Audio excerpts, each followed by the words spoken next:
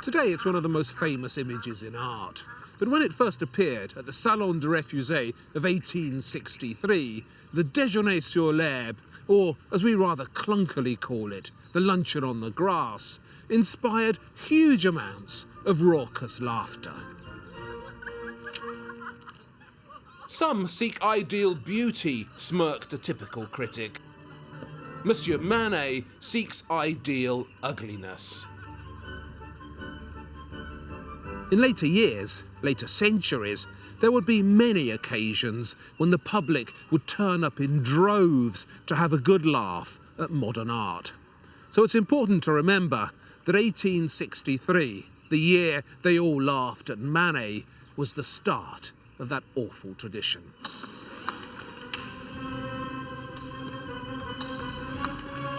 Manet's most obvious ambition in the Déjeuner was to modernise a famous old master, one of the Louvre's most precious possessions. The Concert Champêtre, tributed in those days to Giorgione. Two fleshy Renaissance nymphs loll around a classical landscape with a pair of male musicians. The boys have kept their clothes on. The girls haven't.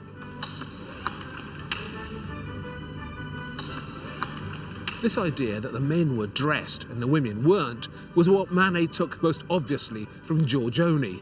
It was also the chief reason for all the giggles.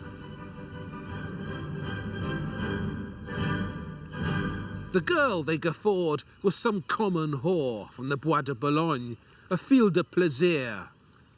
The men were callow students, so uncouth they hadn't even taken their hats off in her presence. The woman has the features of Manet's favourite new model, Victorine Meurent, who stares out at us with that compelling directness that Manet seemed always to notice in her. It's been suggested, though, that the body in the painting was actually modelled by Suzanne Leinhoff, and that Manet added Victorine's face later to disguise Suzanne's presence.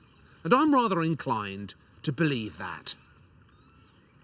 It's a bulky, fleshy, Rubensian body, with generous rolls of fat behind her neck, and eminently graspable love handles around her waist. And those are Suzanne's dimensions, not Victorine's. The student in the middle, the one with the gormless expression, was modelled by Suzanne's brother, Ferdinand Leinhoff, a sculptor. He's basically a cipher in the picture and doesn't really mean much. But the other student, he was posed by Manet's two brothers, Eugene and Gustave, who took turns at being him. Now, the actual pose of the second student was borrowed from a famous painting by Raphael of the Judgment of Paris. If you look in the lower right-hand corner of the Raphael, you'll see some river gods arranged in the same way as Manet's group. But there's something else to notice about this student with the hat, something that's often overlooked. His actual pose is a mirror image of Michelangelo's Adam from the Sistine ceiling. He's in exactly the same pose. So Manet's brother is a kind of Adam in reverse. Now what about her, the figure at the back? When the painting was first shown, she was the subject of much merriment. People complained that her scale was wrong. She was much too large. But worse than that, what's she actually doing? She seems to be douching herself, washing her privates intimately. Now, when do French women do that?